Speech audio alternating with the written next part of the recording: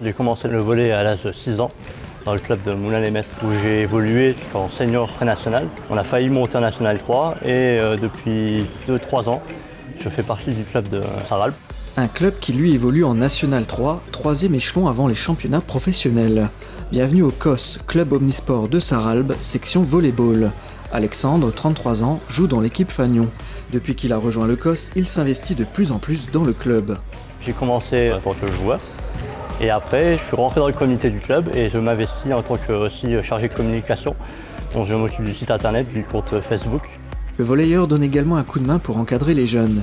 Polyvalent au sein du club mais aussi sur le terrain où il évolue à différents postes, central comme pointu.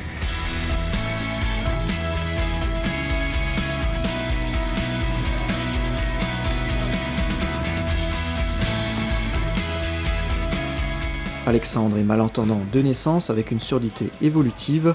Avec une perte auditive supérieure à 55 décibels à sa meilleure oreille, il peut intégrer les équipes de volley sourd. Le volley sourd est très peu connu. Ça fait que quelques années que ça a été pris sous l'aile de la Fédération française. Beaucoup de volleyeurs sourds évoluent dans des clubs validés. Au volley sourd, le port de l'appareil auditif est interdit et l'arbitrage se fait visuellement.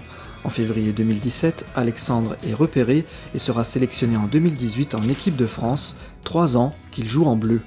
Être appelé en équipe de France à 29-30 ans, déjà c'est inespéré. C'est vraiment une très grande fierté de représenter à chaque fois le drapeau tricolore à même à des rassemblements ou à des compétitions officielles. Alexandre participe 3 à 4 fois par an à des stages d'entraînement où il affronte des équipes de haut niveau.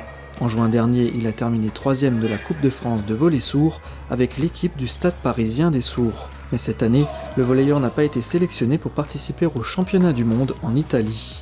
Mon objectif là maintenant, c'est de faire les Jeux Olympiques et après, si mon corps le veut encore, je continuerai. Les Deaflympics, Jeux Olympiques des sourds, auront lieu en 2022 au Brésil. En 2019, Alexandre a subi une lourde opération qui l'oblige à porter un casque pour jouer, mais cela ne l'arrête pas, le volley fait partie de lui. C'est le sport le plus pratiqué au monde.